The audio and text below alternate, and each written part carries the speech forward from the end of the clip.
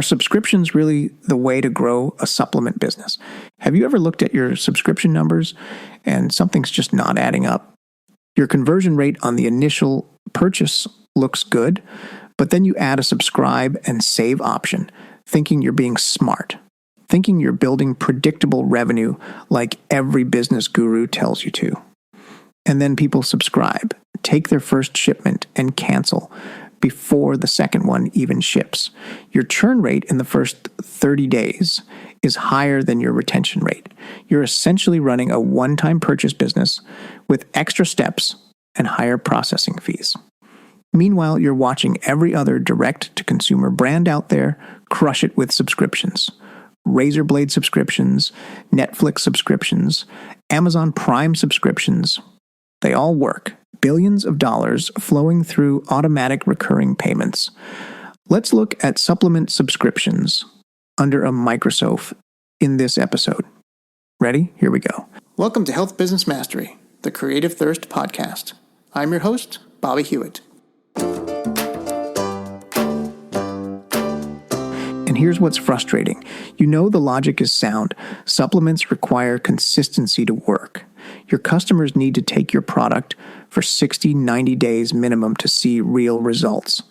A subscription should be the obvious choice. It ensures they don't run out. It ensures compliance. It should ensure results. But they're not subscribing. Or they're subscribing and immediately canceling. So you do what most supplement marketers do. They tend to throw incentives at the problem. Bigger discounts, 20% off, 25% off, free shipping on subscriptions. Maybe you try a free trial where they only pay shipping. You're practically giving the product away on recurring. And it still doesn't move the needle the way you need it to. And now you're looking at your numbers and realizing something else. The subscribers you're getting, they're costing you a fortune to acquire.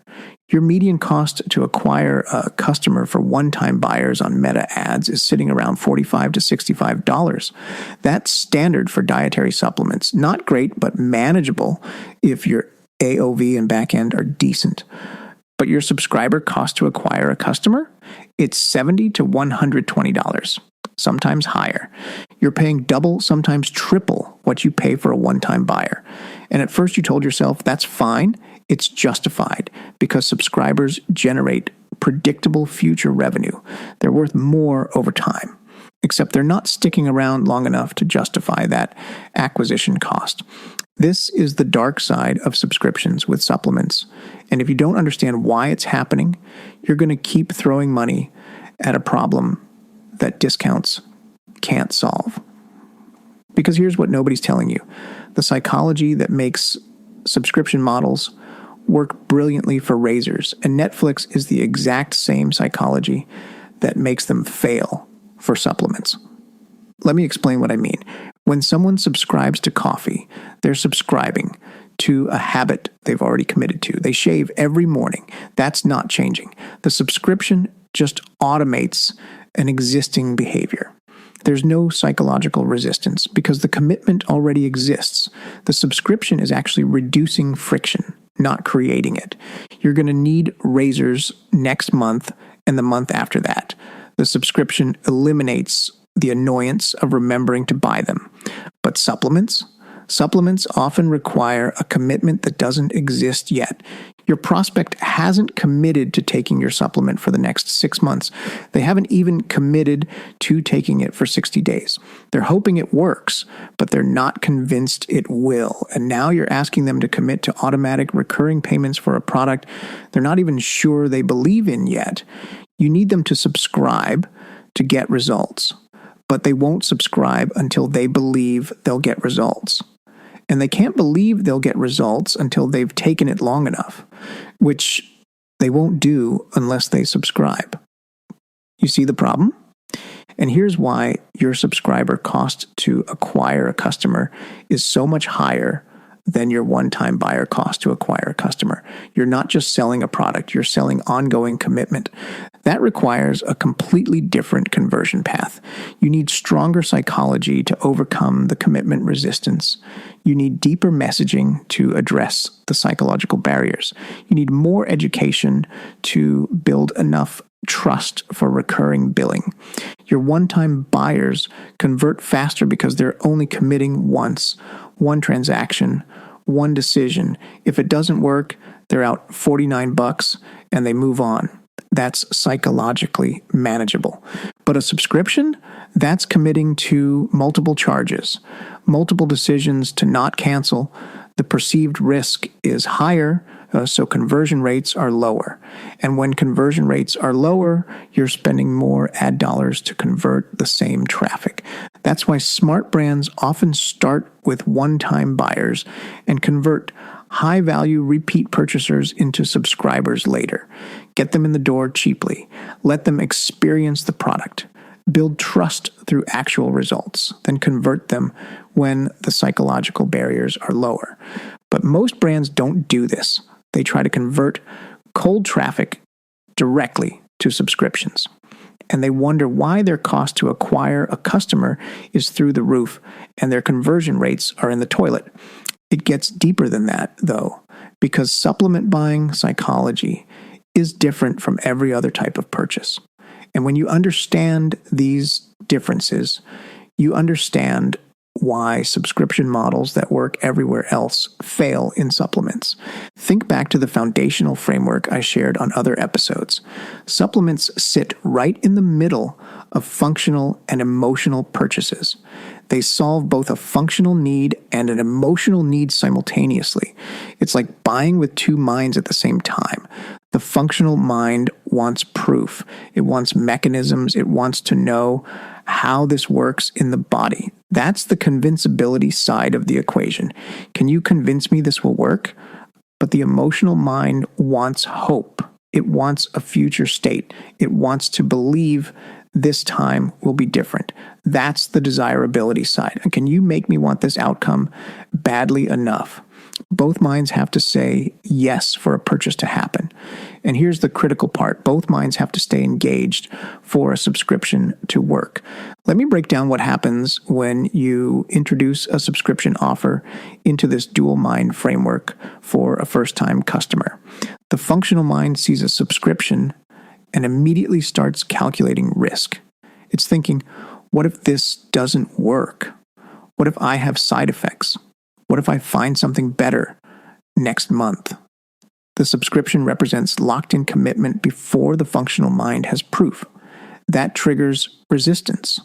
The emotional mind sees a subscription and confronts long-term hope versus short-term desire.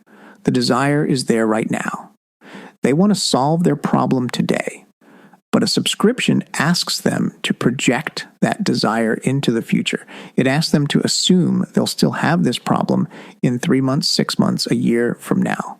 And nobody wants to assume they'll still be struggling with their health issue a year from now. So even though logically a subscription makes sense, psychologically it's fighting against both minds simultaneously. The functional mind resists the commitment without proof. The emotional mind resists the implication that the problem won't be solved. This is why your subscription conversions are low. You're competing against the fundamental psychology of how people buy health products. Now let's layer in Creative Thirst's 4 forces of desire, hope, trust, and belief, because this is where it gets really interesting. Let's start with desire. When someone lands on your sales page, their desire is in a heightened state. They're frustrated. They're looking for a solution. They're ready to try something new. That desire pushes them toward purchase. But desire is a right now emotion. It exists in this moment. A subscription asks them to lock in that desire for months into the future. And the reality is, most people can't sustain desire at that intensity. They know this about themselves, even if they don't articulate it. So when you present a subscription, you're asking them to commit future desire they're not sure they'll have. That creates immediate psychological resistance. Then there's hope. Hope is what gives desire energy. It's the belief that this specific solution might actually work for them this time. Hope is connected to your unique mechanism, to the ingredients, to the science behind how it works. But hope is also fragile. Your prospect has been disappointed before. Other supplements didn't work. Other solutions failed them. They have hope right now in this moment looking at your sales page, but they're not confident that hope will survive contact with reality. A subscription forces them to bet future hope on present hope. And that's a bet most supplement buyers won't make. Now, trust and belief, these are the forces that really kill subscriptions if you don't handle them correctly. Trust in supplements is already strained. The market is sophisticated. People have heard every claim before. They've been burned by products that didn't deliver. Your prospect doesn't fully trust you yet, even if they're willing to make a first purchase. A one-time purchase is a limited trust commitment. They're saying, I trust you enough to try this once. That's manageable. That feels safe. But a subscription asks for extended trust. It says, trust me enough to automatically send you this product and charge your card every month. That's a much bigger ask, and most prospects aren't there yet. Belief works the same way. Your prospect might believe your supplement could work. They might believe the mechanism makes sense. They might believe other people got results. But belief in a one-time trial is different from belief in a long-term commitment. Subscribing forces them to declare a belief they don't fully have yet. It makes them confront their own skepticism. And here's the thing about supplement buyers that makes this even more complicated. They're irrational. They'll spend 3 months researching ingredients, reading studies, comparing products. They'll become amateur experts on gut health or joint inflammation or whatever condition they're trying to solve. But then they'll buy based on emotion, based on hope, based on the feeling that this might finally be the answer. That irrationality is your advantage when you're selling the initial purchase. You can tap into desire and hope and create urgency. You can get them to buy, even though the functional mind hasn't finished its analysis. But that same irrationality works against you with subscriptions, because the subscription triggers the rational mind. It makes them think long term. It makes them calculate. And when the rational mind gets involved, all the things they were willing to overlook for a one-time purchase suddenly become obstacles. What if I don't like the taste? What if it upsets my stomach? What if I read about a better option next week? What if my doctor tells me to stop taking it? All of these rational concerns that didn't prevent the first purchase now prevent the subscription. And even when you do overcome all of this, even when you do convert someone to a subscription, there's another problem waiting for you. Retention is fragile. This is one of the biggest misconceptions in the subscription business world. Everyone talks about building recurring revenue, like once someone subscribes, they're locked in for months or years. The reality, people cancel fast. They sign up because you gave them 30% off, or because they got excited about your mechanism, or because they saw a compelling ad and made an impulse decision. The promotional hook got them in the door. But once that initial excitement wears off, once the bills start adding up, once they don't see results in the first 2 weeks, the cancellations start. You thought you were building predictable revenue, but what you're actually seeing is a revolving door. New subscribers coming in, existing subscribers leaving, and your net subscriber count barely moving despite all that acquisition spend. This is why your first 30-day retention is so critical. And it's probably worse than you think, because supplement subscribers aren't like Netflix subscribers. Netflix subscribers know exactly what they're getting. They're not waiting to see if it works. Supplement subscribers are waiting. They're evaluating. They're paying attention to whether they feel different. And most supplements take longer than 30 days to show real results. So you're in this gap where they're paying, but not yet experiencing enough benefit to justify continued payment. That's when they cancel, right in that gap between payment and proof. And here's what makes this even harder. The operational reality of running subscriptions is way more complex than most brands realize when they start. You think you're just setting up recurring billing, but you're actually building an entirely different business model with different infrastructure requirements. You need systems to manage subscription preferences, pause features, skip shipment options, frequency adjustments, cancellation flows that actually work, customer service resources to handle subscription inquiries, which are different from one-time purchase inquiries. You need inventory management that predicts recurring shipment volumes, billing systems that can handle failed payments, and retry logic. Most brands underestimate these operational costs at the start. They think subscriptions are just automatic reorders. Then their subscriber base grows and suddenly they're drowning in operational complexity they weren't prepared for. Customer service volume goes up because subscription questions are more involved. I want to skip next month. Can I change my delivery date? I was charged, but I don't remember signing up. How do I cancel? Each of these requires human intervention. Each costs money. Each takes time away from growth activities. And if you don't have these systems dialed in, if cancellation is hard or customer service is slow or people get charged when they thought they paused, you're creating negative experiences that spread through reviews and social media. The operational burden compounds as you scale. What worked when you had 50 subscribers breaks when you have 500. What worked at 500 breaks at 5,000. So you're paying a high cost to acquire subscribers. You're struggling with fragile retention, and you're dealing with operational complexity you didn't plan for. That's the full picture of why subscription models are so hard in supplements. So how do you solve this? How do you structure subscription offers that actually work for supplement buyers? The answer is alignment. You need to align your subscription structure with the buying forces instead of fighting against them. Let me walk through what this looks like in practice. First, you need to separate the initial purchase from the subscription decision. This seems obvious, but most brands don't do it correctly. They present subscription as a choice at checkout, which forces the decision too early in the trust-building process.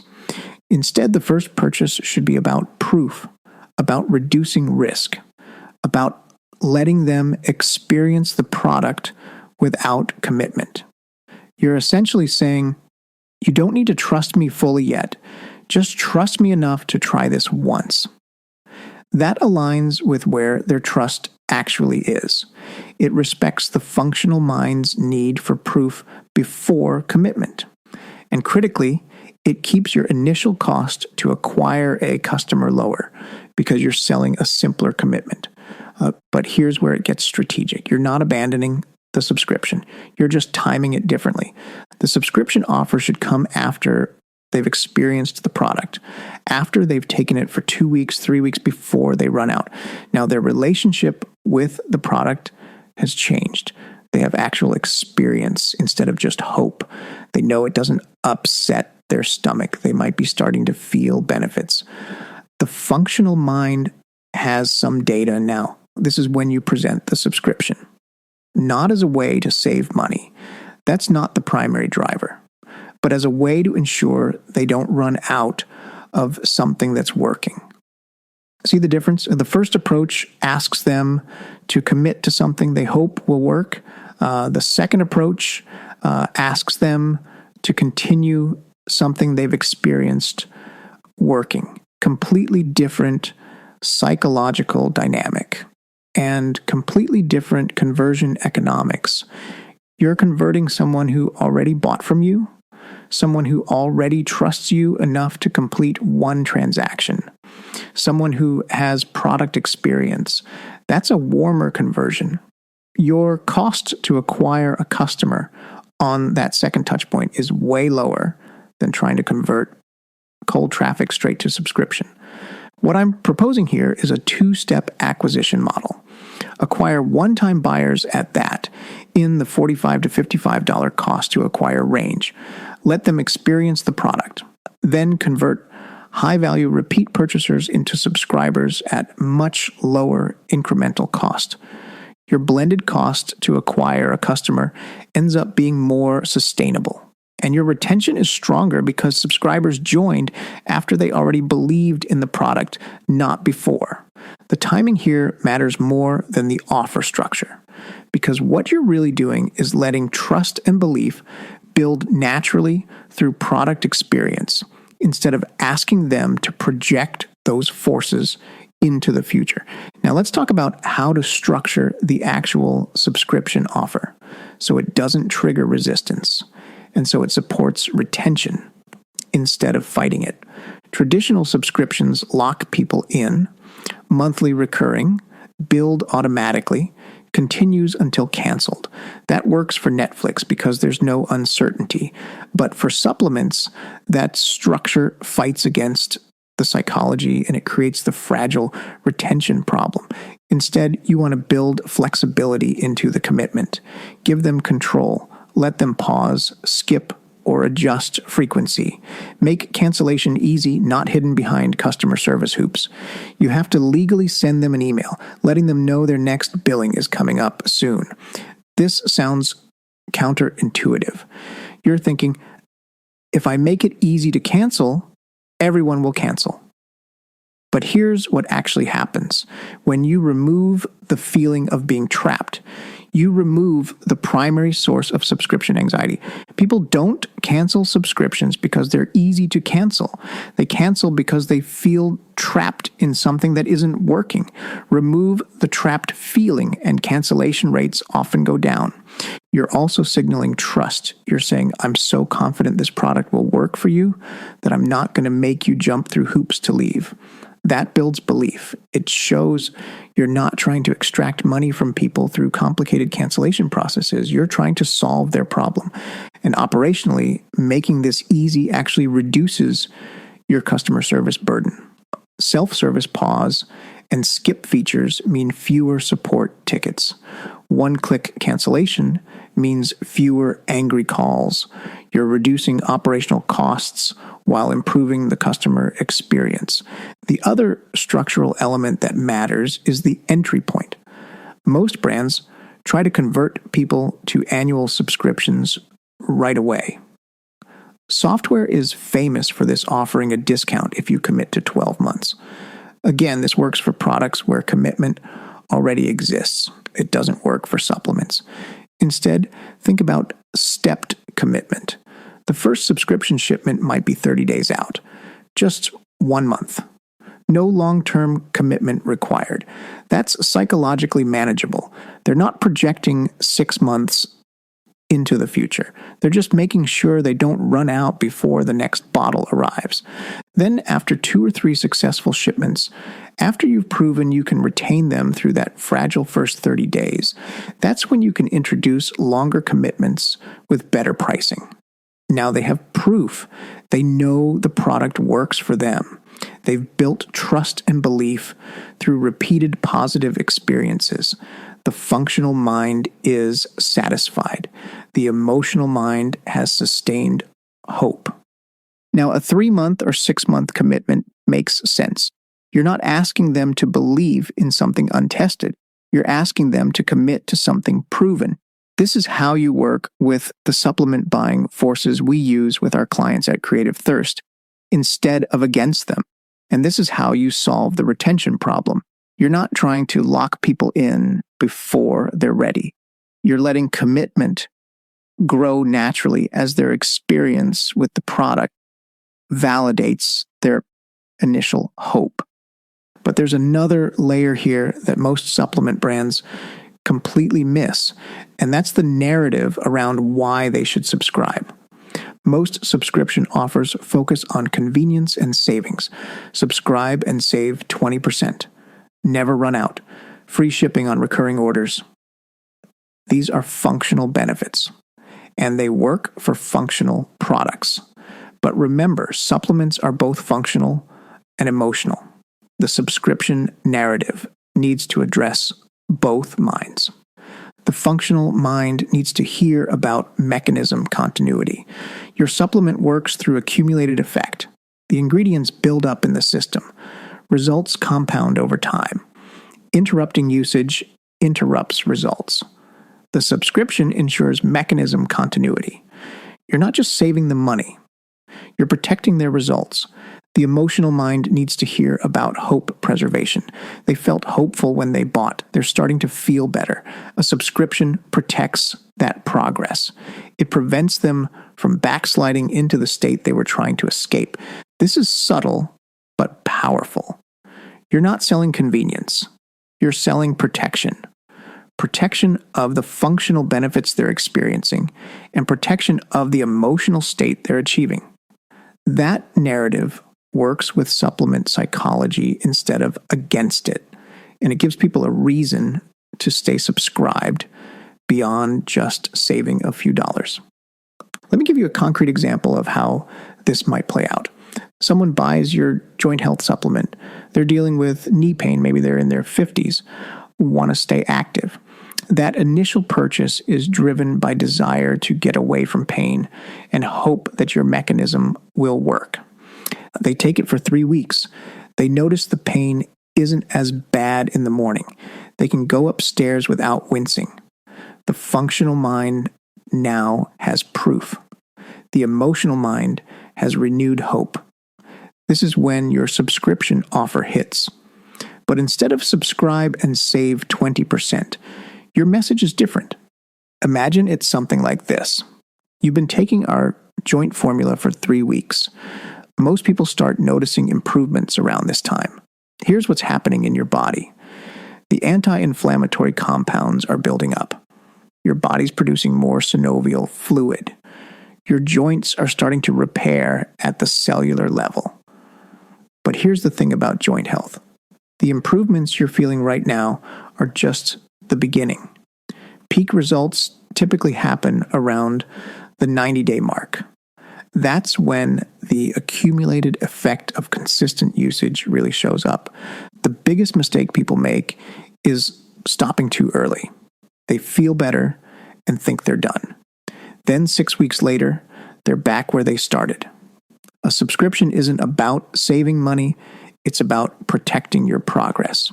It ensures you don't run out right when your body is making the most improvement. It keeps the mechanism working without interruption. We'll send you your next bottle before you run out. You stay on track. Your joints keep improving. And if at any point you want to pause or cancel, you can do that instantly from your account. See the difference? You're addressing the functional mind with mechanism explanation. You're addressing the emotional mind with future state protection. You're building trust by making cancellation easy. You're reinforcing belief by connecting subscription to their actual experience. And you're setting up better retention because you're giving them a framework to understand why they should stay subscribed. You're not relying on inertia or making cancellation hard. You're relying on actual value and education about how the product works. That's how you align a subscription offer with Creative Thirst's supplement buying forces. Now, there's one more element I want to address because it's critical, and that's the relationship between subscription timing and marketplace sophistication.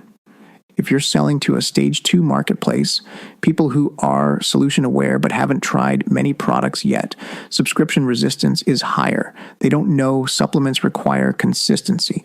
They're still in comparison mode. They want to try multiple options. Trying to convert these buyers to subscriptions at checkout is nearly impossible. They haven't committed to the category yet, let alone your specific product. Your subscriber cost to acquire a customer in this market is going to be astronomical if you're trying to sell subscriptions up front. But if you're selling to a stage 4 marketplace, people who have tried multiple products, who understand supplement consistency matters, subscription becomes easier. They've learned through experience that stopping and starting supplements doesn't work. They're looking for something they can commit to. These buyers might actually prefer a subscription from the start, not because of the discount, but because it removes a decision they're tired of making. They want to find something that works and stick with it. Your subscriber cost to acquire a customer can be lower in this market because the psychological barriers are lower. They're already primed for commitment. Understanding your market's sophistication level tells you how aggressive you can be with subscription offers and how much education you need to include. For less sophisticated markets, you need more education before the subscription ask. You need to establish that supplements work through consistency. That results come from accumulated effect. That interruption resets progress. You're essentially educating them on why subscription makes sense for supplements in general before you ask them to subscribe to yours specifically. For more sophisticated markets, you can assume they know this. Your subscription offer can be more direct. You're not educating on category mechanics. You're differentiating your specific subscription structure. This is another place where generic e-commerce advice fails. It assumes all markets respond the same way to subscription offers. But supplement markets are at different sophistication levels, which means different psychological states around commitment and different acquisition economics. All right, let's bring this together. The subscription model paradox in supplements exists because subscription psychology and supplement buying psychology are fundamentally misaligned in most implementations. Subscriptions ask for commitment before trust and belief are established. They ask for sustained desire and hope before the product has proven itself. They trigger the rational mind in a category that sells on emotion. They create feelings of being trapped in a market where people already feel skeptical, and this creates high subscriber cost to acquire a customer because you're fighting against buying psychology. It creates fragile retention because people subscribe before they're truly ready, and it creates operational complexity that compounds as you try to scale. But when you restructure subscription offers to align with the buying forces, everything changes. You time the subscription ask after product experience when trust and belief are building naturally. You start with one-time buyers at lower cost to acquire a customer and convert them to subscribers after they have proof. You position subscription as protection of results rather than convenience. You remove the trapped feeling with easy flexibility and self-service options. You let commitment grow in stages instead of demanding it up front. You adapt your approach based on market sophistication. This isn't about better discounts or more aggressive remarketing. It's about understanding that selling supplements is different. The psychology is different. The buying forces are different. The economics are different.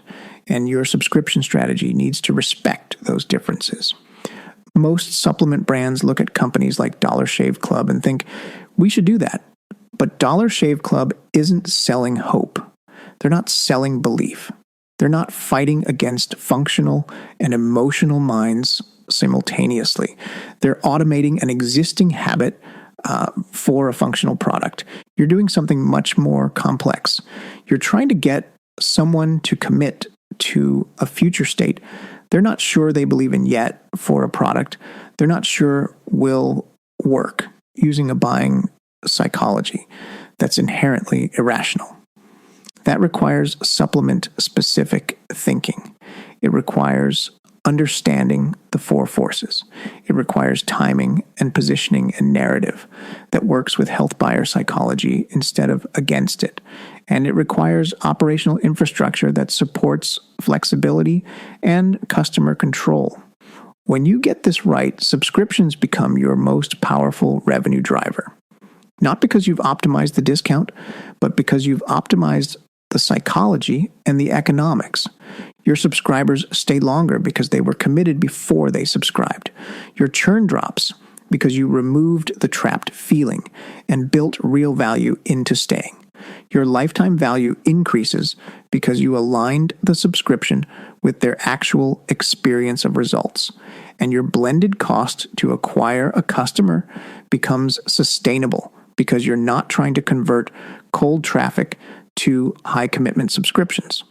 That's the shift. From trying to make supplement subscriptions work like every other subscription to building subscriptions that work specifically for supplement buyers. If you're running a supplement brand and your subscription model isn't working, stop throwing discounts at it. Stop trying to lock people into annual commitments before they trust you. Stop making cancellation difficult and hoping people just forget to leave. Start looking at where your offer conflicts with the buying forces. Start thinking about timing differently.